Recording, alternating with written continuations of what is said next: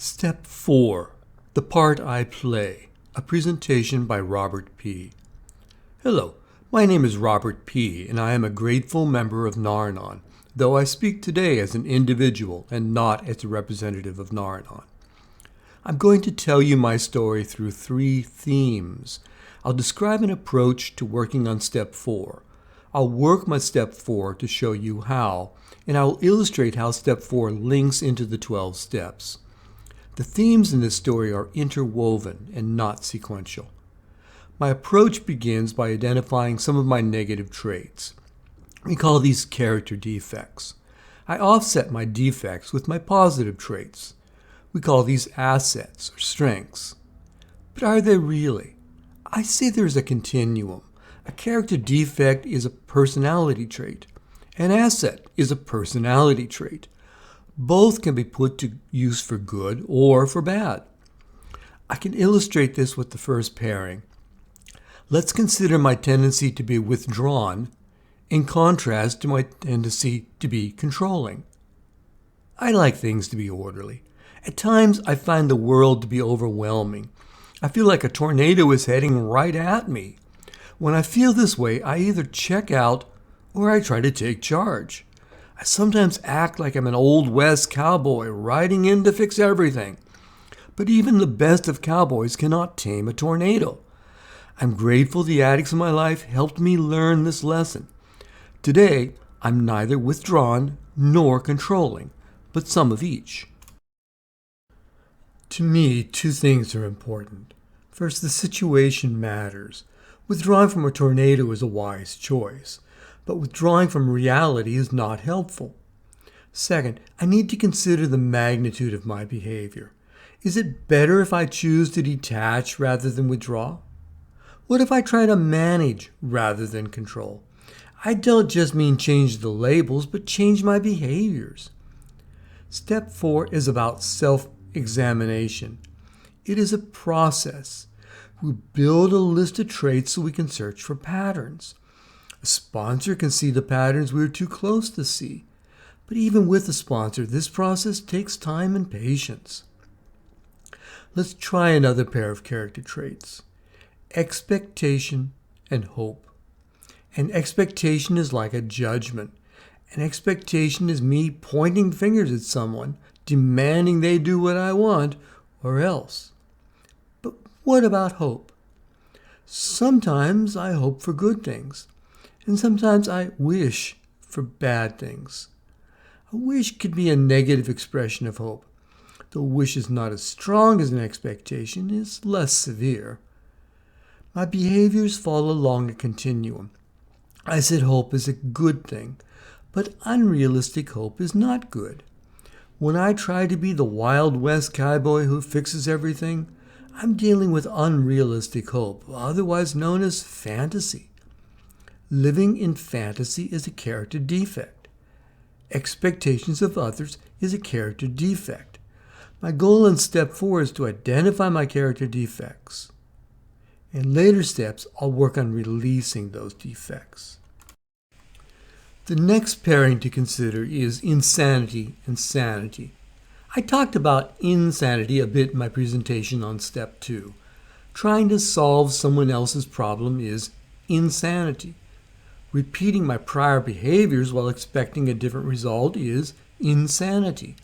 But sanity can also be a fool's errand, especially if the tool I use to maintain my alleged sanity is denial. The key to getting out of denial is awareness. I need to turn the light on and examine the world around me. With awareness, I can stop repeating my insane behaviors.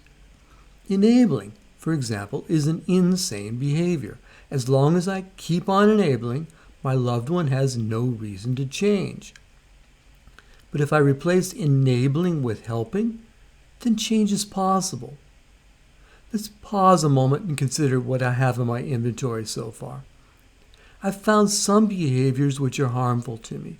I've identified some behaviors which seem to be useful. They may not be ideal, but they are better than what I was doing before. I've also discovered this is not a linear pattern. It's not like there are very, very bad behaviors and very, very good behaviors. Some behaviors can be used in ways that are more harmful to me. I've used other behaviors in ways that are more useful to me. I still struggle, however, with these choices. A sponsor can be very helpful with questions like this. For the next pair of traits, I want to consider depressed versus grateful. This is a manic-depressive pairing. Sometimes I get depressed and the whole world is nothing but onions. I used to say lemons, but then people told me to make lemonade. Well, I've never heard of onionade. So the onion is my symbol for depression, and the sun is my signal for gratitude. As I worked on this, my sponsor helped me search out the root of my depression. I found I was grieving. I grieved for all my loved ones who still use drugs and alcohol to cover their pain. I was also grieving for what could have been. It was my sponsor who prodded me to explore the next pairing. I always considered myself to be an honest person. I spoke the truth. This was simply part of who I was. With self-examination, I came to see my lies of omission. For example, I used to tell my loved one there was no money in the bank account, when there was. I just wanted to use the money to pay the rent. The next pattern I want to explore is fearful versus trusting. I mentioned earlier I sometimes feel like I'm in the path of a tornado. When my loved one was in active addiction, I also feared the people she was involved with. There is an appropriate place for fear, but I cannot let it rule my life. Perhaps a better behavior is to be cautious. As for trusting, it hardly seems that could be a flaw, but for me it was. I was gullible and easily manipulated. I counter this tendency today by checking in with my friends and my sponsor. So far, I've identified a lot of personality traits. You might ask how I found these words. There are two approaches to step 4. The inductive approach asks you to use workbooks. You explore all the details, you count all the trees, then you try to describe the forest. The deductive approach begins with a list of words. Basically, you start with the forest. Then you find the trees that fit you best. I use the inductive approach to build this list.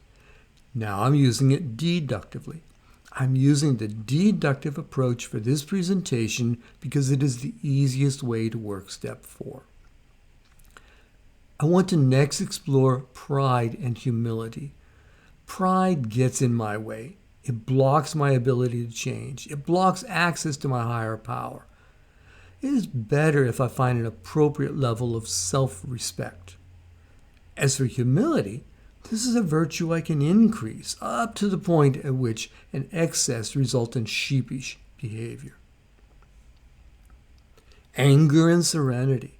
What a pair! Anger affects my relationships. Sometimes I am simply a loud tea kettle venting off steam. Sometimes I act like a steam engine ready to ram through anyone who opposes me. It's better to be assertive than to be angry. Better than that, I prefer serenity. A resentment is a nicely arranged bundle of anger. I mentioned my issues with anger earlier. I can get volatile, but that only lasts for a few minutes.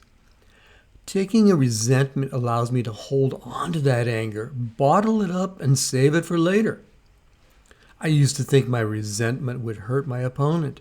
In reality, it just enslaves me to the anger stored inside. I need to release my resentments. At the same time, however, I need to be cautious. I don't want to think myself into martyrdom. As my matrix of character traits was getting bigger, I asked my sponsor what I should do so as not to repeat my prior behaviors. His answer was, use the steps. Now, being a person who likes things arranged nicely, I took him literally and used the steps to fill in the missing column. I'll illustrate with an example. One day, I set out to drive from my home to another city. I started out on the freeway and my loved one called. She owed her drug dealer some money. She begged me to come to her rescue. I detoured, paid some money, and got back on my journey. About half an hour later, she called again. Same situation.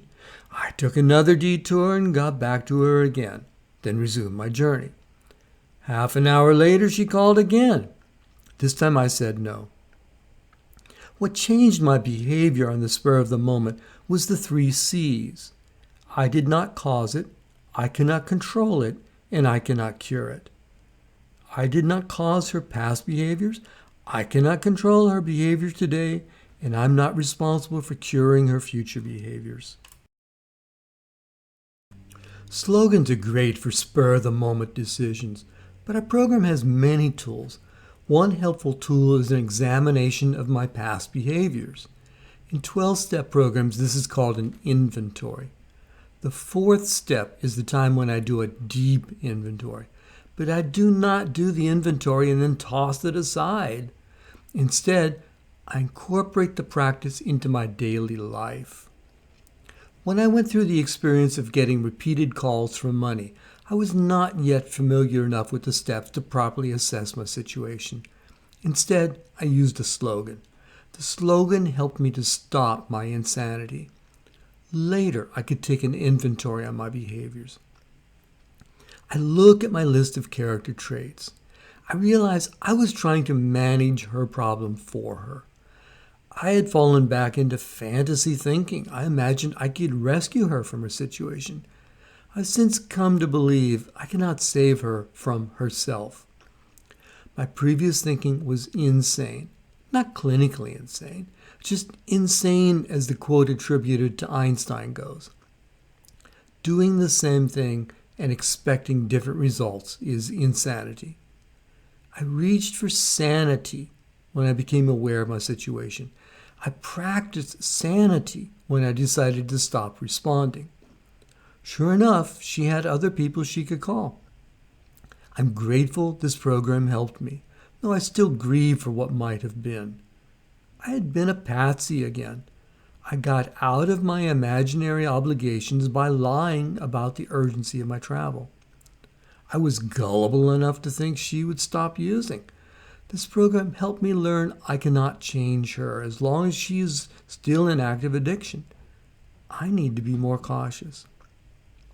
I had too much pride. I can work on finding ways to maintain my self-respect without the fallacy of pride. I can even learn to be humble. For a while, I was angry. I had to release that anger so I could focus on my journey. But instead of handing my anger over to my higher power, I packed it inside as a resentment. It was several years later before I released that resentment, when I forgave my loved one and forgave myself. A retrospective inventory is a good practice. In step 10, we incorporate that practice into our lives. Another great tool is an on-the-spot application of the 12 steps, but that's a topic for another presentation. Well, after that diversion, it's time now to get back to work on my inventory. The next pair of character traits I want to examine is intolerant and accepting. Intolerant results in blaming, but blaming is a futile game. I wasted too many hours, days, months, and years in blaming. There's a line in our Just for Today about this. Just for today, I will try to live through this day only and not tackle my whole life problem at once. I can do something for 12 hours that would appall me if I felt I had to keep it up for a lifetime. I picked the butterfly to represent chaos. Butterflies have significance in systems theory and in chaos theory. If you're not familiar with those concepts, just Google, "If a butterfly flaps its wings." Basically, those theories imply cause and effect can be very, very indirect. For example, we work the steps and thereby change our lives. But it's not like flipping the switch on a light bulb. We work the steps and our behaviors change. Slowly our thinking changes. Slowly our lives change. For me, one key change was when I went from being unwilling and I became willing. I became willing to attend meetings. I became willing to do the work to change my life. I became willing to get a sponsor. I became willing to work my steps. But sometimes I revert to being unwilling. A few minutes of extra sleep can turn into months of procrastination. I need to be willing, and I need to remain willing. Willing is important. It is continual. I work this inventory as a part of an effort to delve deeper into all 12 steps. I found some traits which are harmful to me. I'm trying to reduce my reliance on them. I have some traits which are useful. I'll continue to shift my focus away from the harmful traits towards the useful traits. When possible, I'll also focus more on the traits which are the most beneficial. The story I told earlier about repeated phone calls for money is actually from a few years ago. But what I'm showing you now is my most recent inventory. This is the summary of the inventory I'm working this year. The technique I have shared with you is one member's opinion. This is the technique that worked for me this time. But all 12-step programs have a variety of tools. The technique I demonstrated is an example of a checklist. Narnon, for example, has a 4th-step inventory checklist. You can buy checklists from programs. You can download free checklists from numerous websites. A checklist is deductive. You start with a forest of options, then you find the trees or traits that are best fit. The alternative is the inductive technique. You do the inductive technique with workbooks. Workbooks give you a long list of questions. You answer each question. As you go along, you find specific traits that seem relevant. Slowly, your mind arranges these traits into a pattern. But the most important tool in the whole process is you. How much effort are you willing to put into this? There's another helpful tool also called a sponsor. There's another part to step 4. Step 4 is a life-changing event. It's also preparation for step 8. Eventually, you'll need to bridge from step 4 to step 8. You can start that work now, or you can work on it later. The key is to use step 4 as an introduction to a new way of life. In this new life, you take time to think about how you're behaving. You also think about who is impacted by your behaviors. In conclusion, step 4 is a journey. From what I've seen, about 50% of our members never start the journey. I think about 30% start the journey and give up. I've encountered members who got lost or got stuck. Perhaps 10% of our members complete all 12 steps. When I talk to those members, they say they wish we had even more workbooks. There's a phenomenon called survivor bias. When we ask the people who survived an arduous journey for advice, their advice is biased. They were generally predisposed to survive. All too often, when we question those who did not make it, we blame them for their failure. This is not how it started. In the beginning, Alcoholics Anonymous members would go visit fellow alcoholics in the hospital. The goal was to help the newcomer get through steps 1 through 8 between when visiting hours started and when the patient was going to be discharged. Those first AA members did step 4 in about 1 hour. In summary, I recommend you find a good checklist. Use it and get through step 4. Then work steps 5, 6, 7. Get on to step 8 quickly. Later, when you have a great understanding of the whole 12 steps, you can go back and use a workbook. I love our workbooks, but I recommend checklists. I'll close now with the we version of the Serenity Prayer. God grant us the serenity to accept the things we cannot change, the courage to change the things we can, and the wisdom to know the difference.